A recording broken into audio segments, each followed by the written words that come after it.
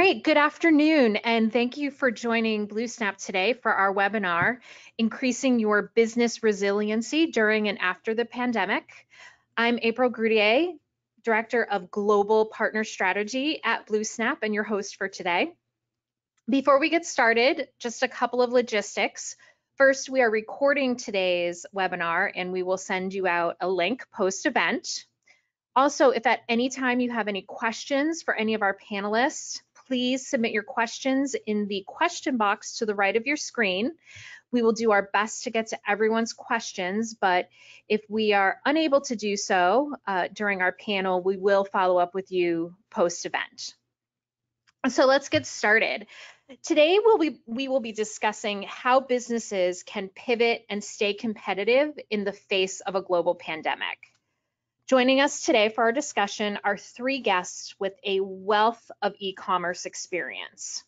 First, I'd like to introduce Joe Twor, Director of Sales at BlueSnap. Joe, can you tell us a little bit about yourself? Sure, I'll wave and say hi. Thanks, April.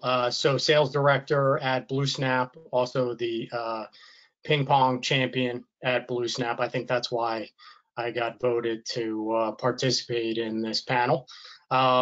Ping pong's a little bit different these days. You have to bring your own paddle and your own ball, but still try to play as much as we can.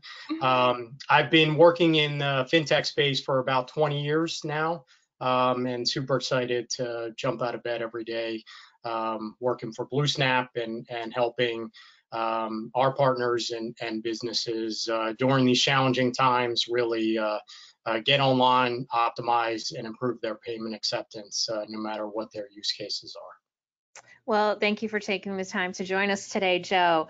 Also with us is Steve Glebe from Google Pay. Steve, can you tell our audience a little bit about yourself? Sure, thanks, April, and hi, everybody. This is Steve Glebe from Google. I am on the Google Pay BD team, and I'm responsible for our partnerships with fine companies like BlueSnap. And it's a pleasure to be here today to talk about this topic. Obviously, it's super top of mind, and looking forward to the session. Thank you.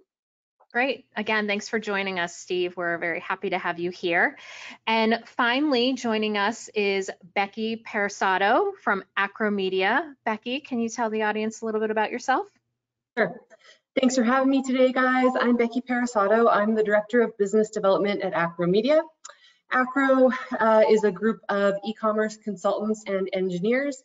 We work with customers that have pretty complex infrastructure and need to be able to scale and grow easily, including and primarily around payments. So that's why I'm here today.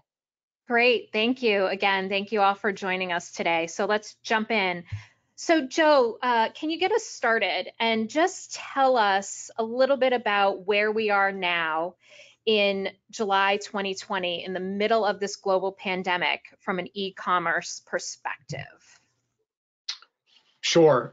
So, lots of ups and downs, and I guess we could, probably spend a whole session talking about them. I'll try to focus on the positive things and the ups. I think, the things that are obviously happening and folks are reading every day is the challenges with unemployment and the fact that you read about retailers filing for bankruptcy. It seems like names that every week now, and then also as things open up and folks come out of quarantine, you've got this spike that's going on that everybody's trying to manage and deal with. But with the stay-at-home and I guess work from home plans now, what has happened is we've seen big changes in use cases and purchasing behaviors, and some technology shifts, and with that we've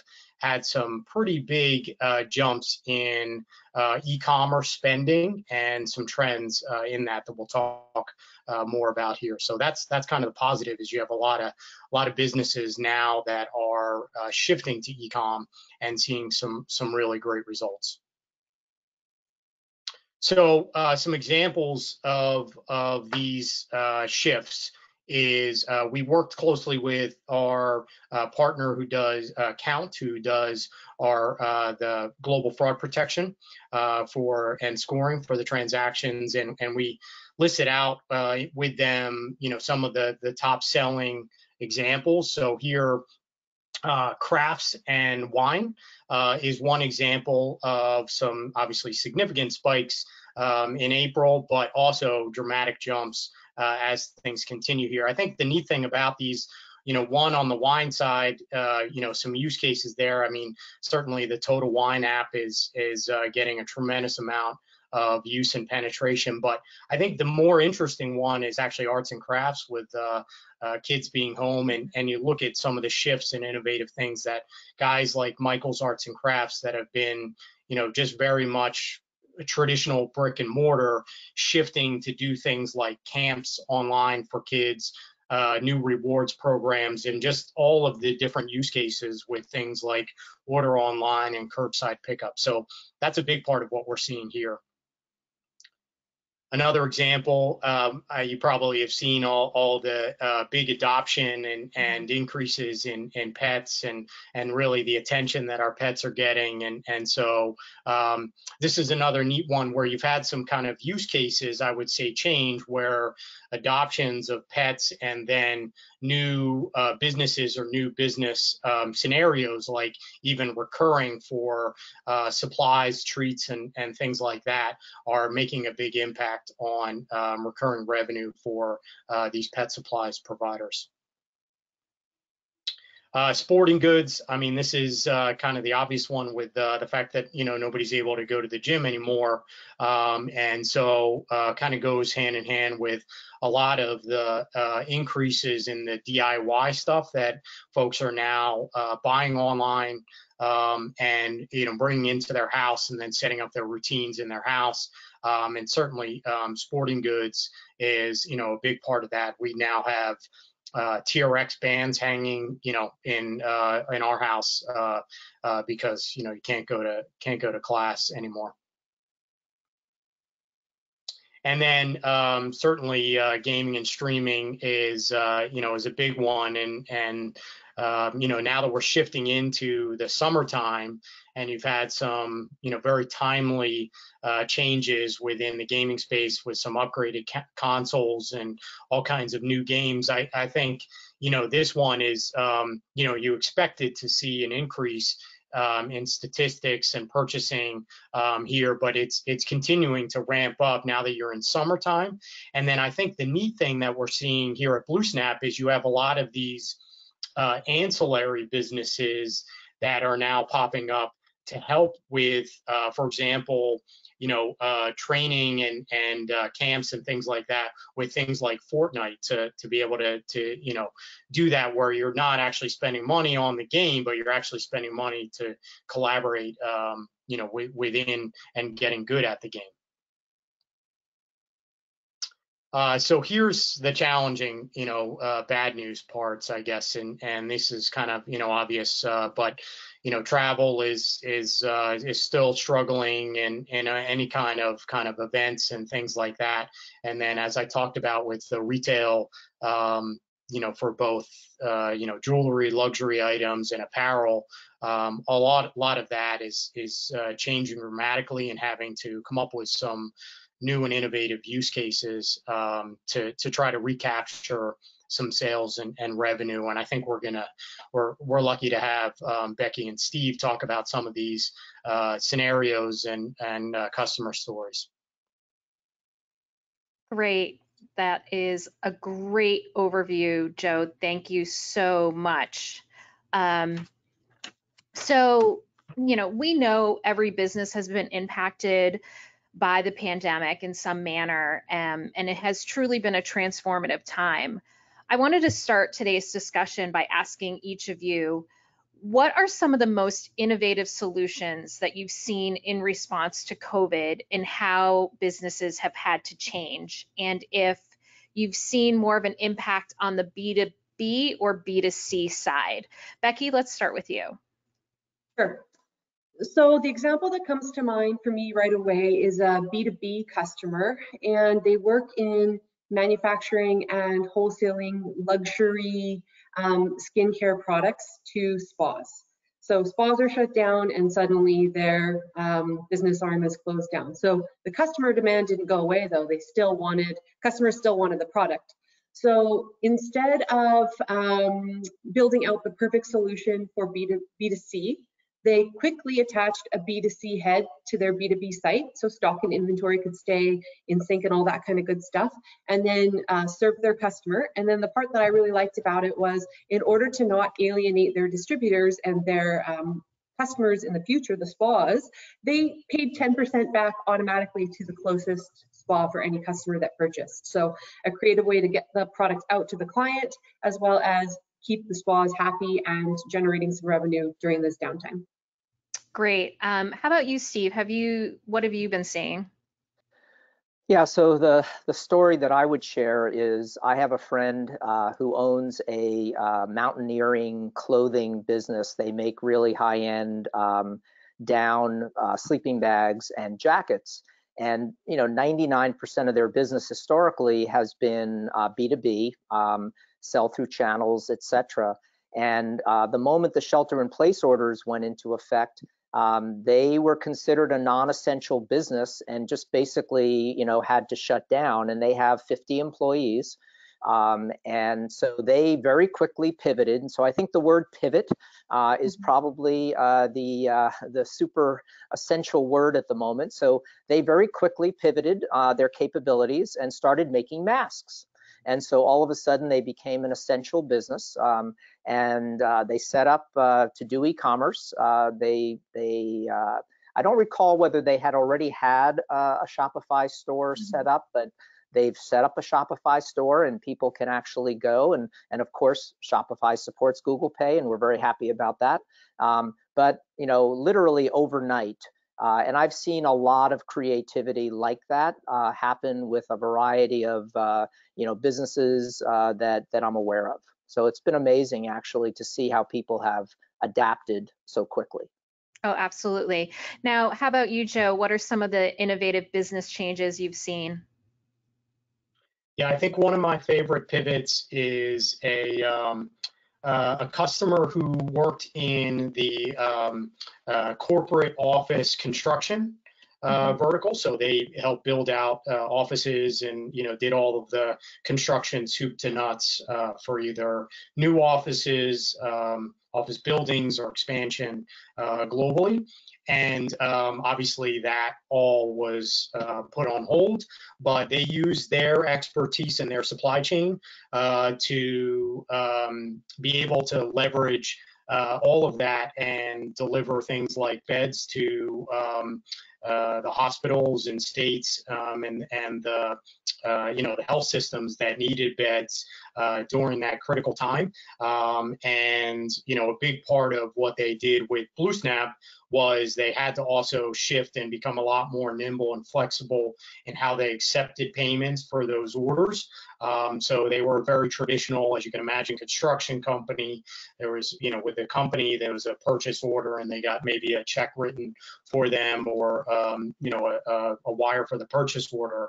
But with the dispersed workforce, none of that was really available anymore. So, they shifted to a much more nimble online invoicing and kind of a mobile friendly invoicing with, with a pay now link for things like ACH or corporate cards or purchasing cards.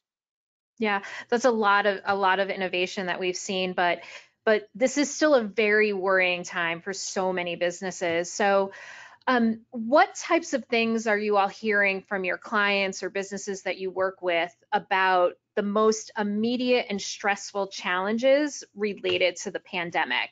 Becky, what have you been hearing? So because we work strictly in e-commerce, we're actually seeing a lot of our customers have big surges in sales. Not all, some have been hampered certainly and are struggling, but a lot of heavy traffic volumes. And what we're seeing as immediate need are some very basic things like infrastructure, scalability. Does my hosting setup support all of this new traffic? People don't, or when I say people, companies don't look so closely at their scalability and infrastructure until it's a problem. People look at it a month before Black Friday.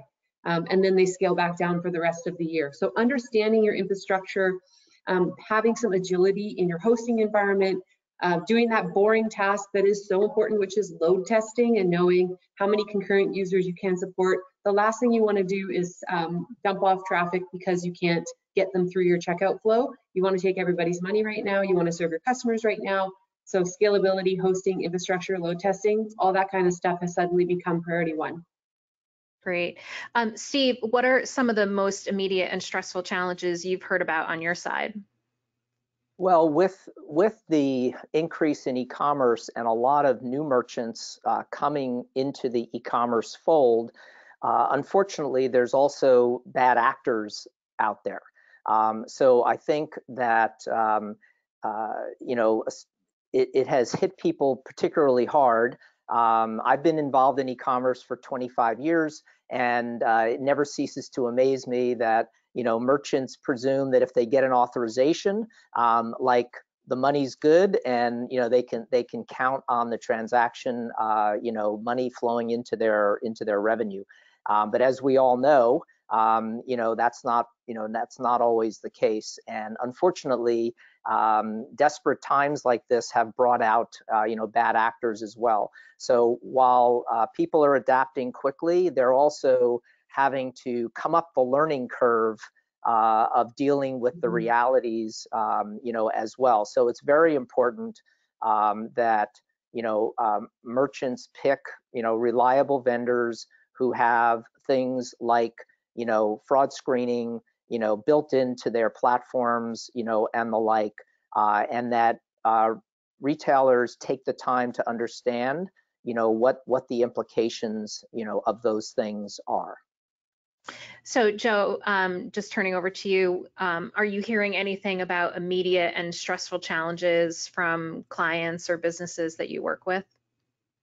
Yeah, definitely. And I think, you know, Steve and Becky hit on some of the key points. I would add, so I would say capacity is a big one that's coming up a lot at BlueSnap every day. So being able to scale and you know, across different regions with currencies, with use cases and things like that. That's a big one. That's stressful, and we're having to react. I would say cash flows and cost savings. I mean, just the nature of what businesses are having to deal with, you know, with furloughs and other scenarios and less resources, but you know, still trying to keep the doors open, still trying to, you know, pay the bills. So figuring out cash flows and cost savings is top of mind. And then the last one is kind of along the lines of what I said before, where you now have this dispersed workforce.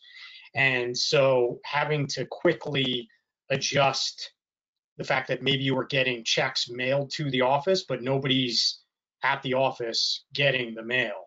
So that's not going to work anymore, but you still need to get those payments in. So basically communicating quickly to your clients that, look, stop mailing us checks. That's no longer acceptable. Here's you know, a way to pay online. Great. Now, Becky, Acro Media looks holistically at a lot of websites. How should a business go about adding B2C e-commerce offerings to their existing site if they were previously B2B? So, and vice versa. So if you want to dip your toes into B2C versus B2B, like what are you seeing, or what should people be thinking about? My advice is really different right now than it would have been 6 months ago. 6 months ago, I would have encouraged organizations to go through some pretty intense planning. I'm a firm believer in architectural planning when it comes to e-commerce and getting the result that you're paying for. Right now, my advice is think about your B2B or B2C channel, whichever is new to you, as a minimum viable product. So what is the smallest instance in which you can get online safely and securely and generate revenue? And then as that channel proves itself to be successful, expand upon that. I like to always use the example that Craigslist is actually an e-commerce instance. People are transacting through a web link, basically. And I'm certain that a lot of money goes through Craigslist every day. So if you can scale down your vision and maintain your core purpose, which is to sell something online, start there. So it might not be perfect. Revisit it often.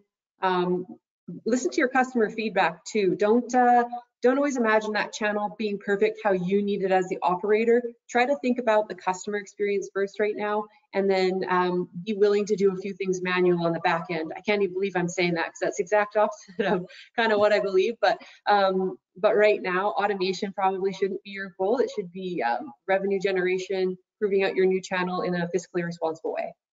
Great. Now, Joe, are there any payment pitfalls businesses should know to avoid or to watch out for? And do those pitfalls differ from B2B versus B2C?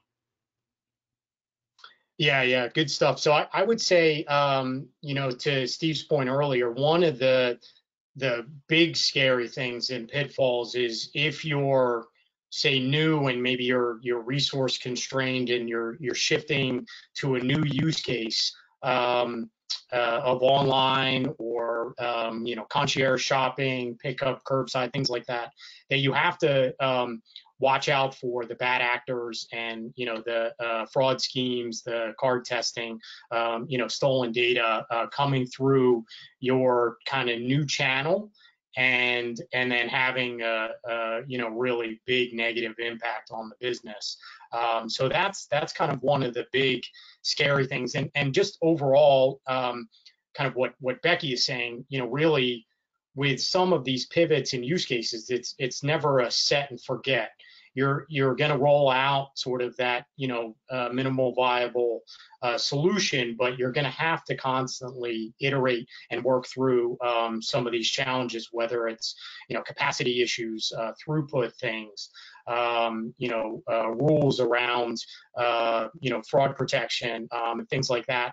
And then also there's changes and around just even the cash reconciliation and reporting and recon, where you maybe have new resources, new reports, new things that you're doing to figure out, okay, who paid us? Did they pay us through Google Pay? Does that look different when the funds are hitting my bank? Things of that nature. So those are some of the, I guess, hurdles.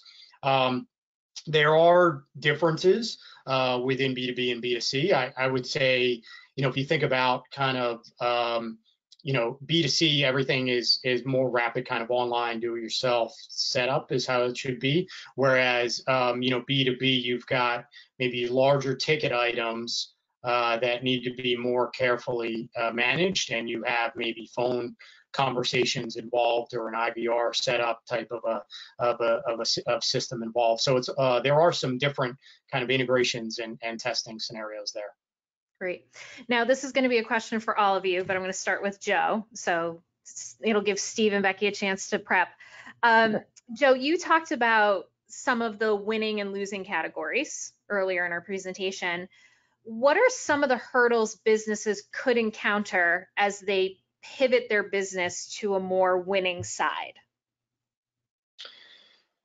So let's see. I think the fraud protection is as you become more popular and as more and more traffic and exposure is there on kind of that new winning channel, you open yourself up to the bad actors. So that's an important key thing. I think the other hurdle that you need to be aware of if you're rolling out some new product or new offering. As of March 1st, I would say the whole world of kind of getting a new merchant account changed. And a lot of it changed because of those categories that quickly went into this situation where you had no sales automatically because of events or travel or whatnot, and then high amount of refunds and chargebacks coming in. So I think the key thing to plan for as a business, whether it's on the consumer side or on the business side, you're rolling out a new product, new channel, and you need capacity or new, payment processing partnership, is you need some runway there for the process to unfold. It's no longer, things aren't happening as fast as far as approvals and risk evaluations, credit evaluations, and things like that, like they were in the past, because you just need to be more careful, firing up essentially those new payment acceptance merchant accounts. Great. How about Steve? Do you have any thoughts about moving to the winning side? Sure. So the number one category for Google Pay, even before COVID, was the food ordering, realm, and that has just blossomed even more. After we faced the March, Armageddon moment, and things started to come back. So I think though that there's a lot of challenges there. Restaurants need to be able to have lots of different potential options available. The consumer needs to be able to place the order and pay online. They also, if they're going to be coming to pick it up themselves, and they're going to walk into the store, and maybe they place the order. And of course, Google Pay is involved in both e-commerce and face-to-face. So we see the intersection of both of those, and that's happening in spades right now in the food ordering space. So I know that I'm picking up a lot of food, and it's very interesting to see how merchants are finally coming to be familiar and aware of the fact that, like, the terminal they've had all this time actually supports contactless payments, and that's so the awareness that's happening as a result of that is very, very high.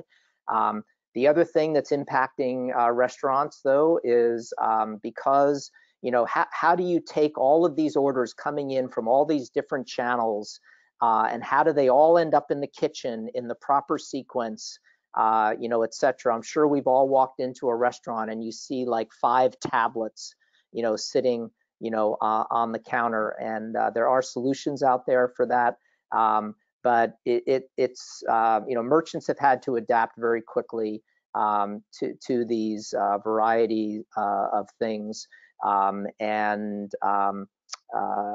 hopefully they will come out of the situation that much stronger, and continue to not just support these existing options, but actually double down, on them. Great. Becky, any thoughts from you? Yeah, so what I'm seeing commonly is that customers that had physical retail stores very quickly and elegantly pivoted to order online, pick up curbside. I think we probably all experienced this on some level now, or we've seen that offer when shopping on the web. What I haven't seen happen elegantly yet, and I think is really important to remember, is that there's another part to purchasing and picking up curbside, is what happens if it doesn't fit? How do I return it? You need to be able to repeat that customer experience that you're offering in store digitally. So you have to have the mentality of, now every single one of my retail locations is a miniature warehouse. How is my stock and inventory working? Is this data connected between all of these miniature warehouses? If I pick up curbside, is there a way where I can elect to talk to somebody online and initiate my return, get my money back, and simply drive by and drop it back off?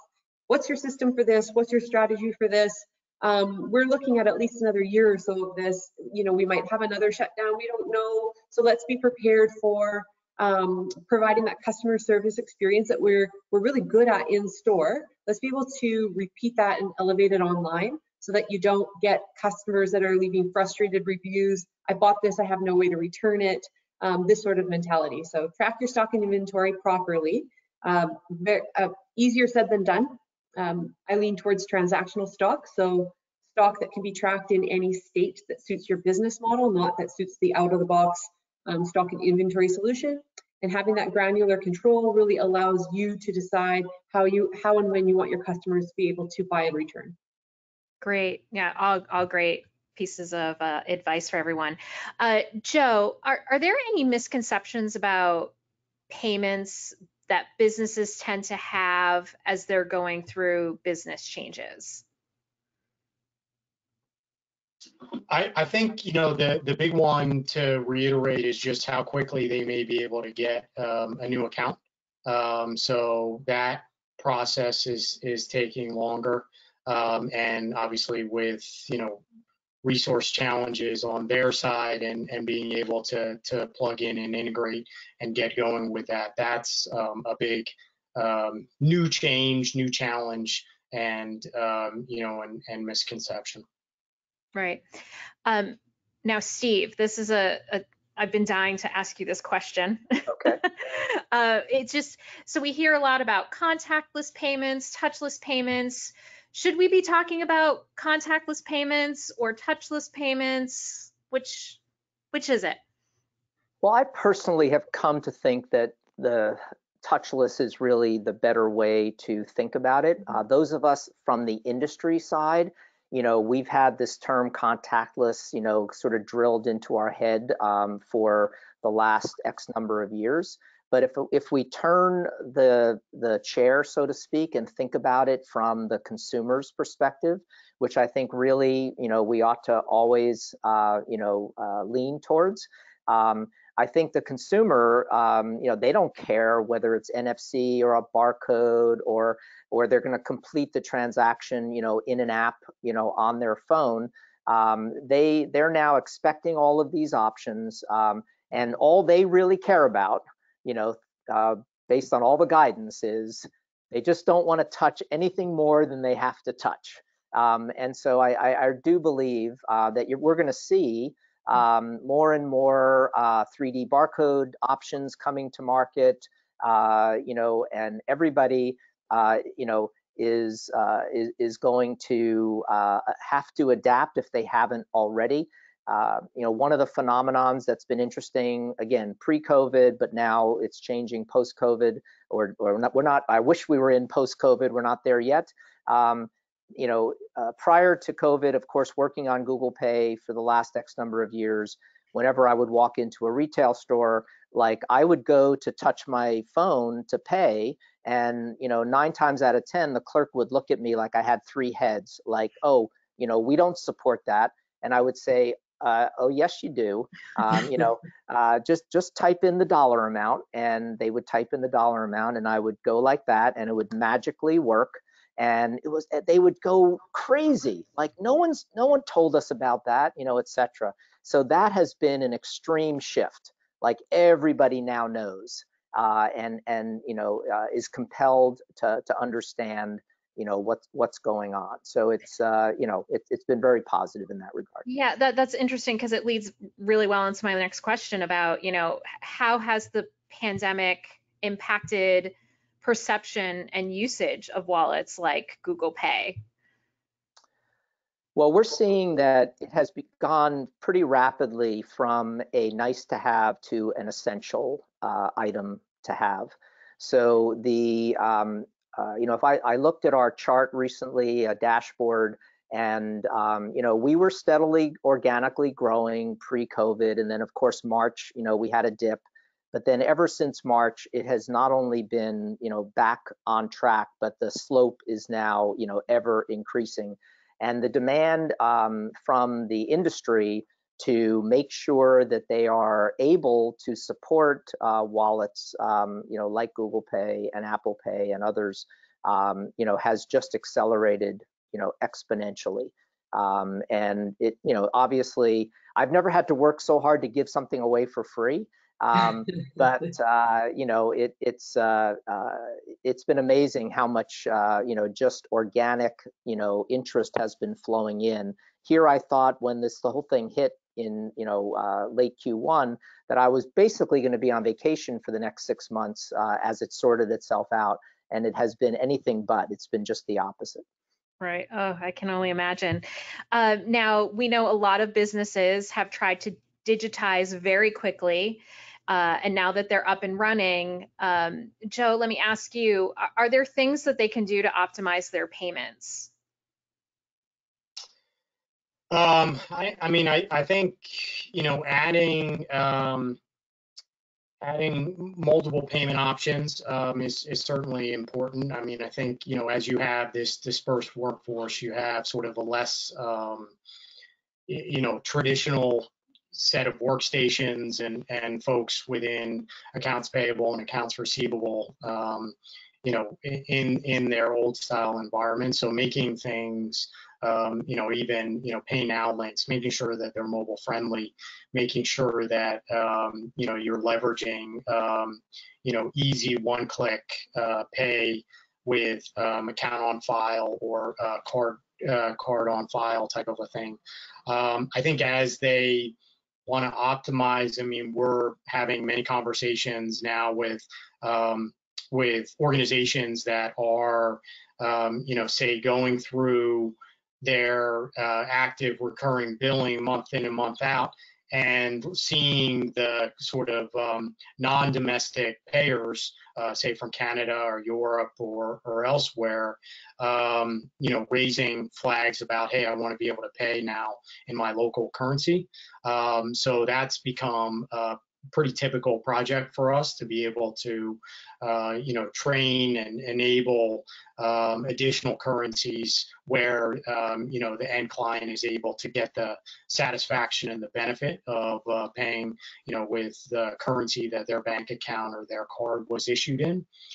So those are some of the key optimization things. And then, it's all feeding into this nice, at the end of this, hopefully one of the benefits is you replace some older technology that is kind of manually driven into more modern automated options.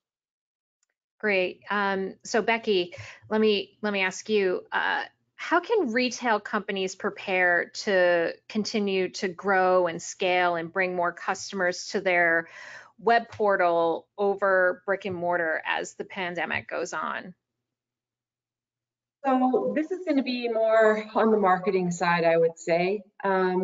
One, prepare yourself with getting your brick and mortar set up, stock, and inventory. I'm going to go back to that. 2, look at your infrastructure so you can handle when you push the traffic there. And then 3, think about personalization. Personalization, I don't think people understand how deep it can go when you're talking e-commerce. You have so much data on that shopper and their behavior in the world of e-com, and it can really give you the edge. So we see personalization as recognizing somebody's location, potentially their gender, and potentially their age bracket. And so we serve up clothing that might fit this demographic. Personalization for e-commerce can be so much more intelligent, and really thinking about that. I see people out there shopping for a CDP, a customer data platform. What are you going to do with that data once you get it? Have a strategy around that. Actually think on that. Work with a partner provider that has chops on that. There are so many fabulous personalization tools that you can plug in and really elevate that experience for your customer. But they need to be commerce specific. So we want to know that a customer only buys things that are on sale. Well, let's show them on sale products when they get to the homepage. We know that they will only take free shipping. Well, let's show them products that are free shipping. We know that they've never purchased something over $100. Well, we're only going to show them things that are $50 max and under. And then we can apply the region, the gender, the age bracket, generalities as a second layer. Let's help our customers shop smarter. Also, if you have a consumable or disposable good, really concentrate on that recurring billing and subscription model. If you don't have it, now's the time. Send vitamins to people's doors. Send dog food to people's doors. Don't be resistant to try things as a pilot project. Do it small, fail quick, move on. Great. So I have one more question, and then I have a couple of audience questions. So for the group, I like to end on a positive note. I'm an eternal optimist. What are some of the positives for businesses and consumers coming out of the pandemic? What do we think some of the positives are going to be? And I'm going to go to Joe.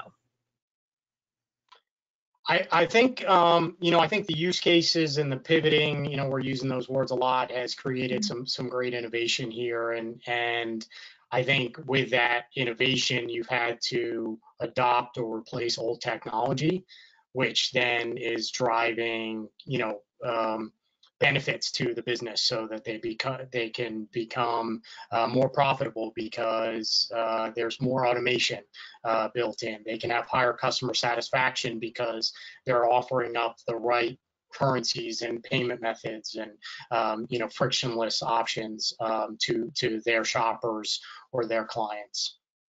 Great. Steve, what about you? What are some of the positives coming out of this?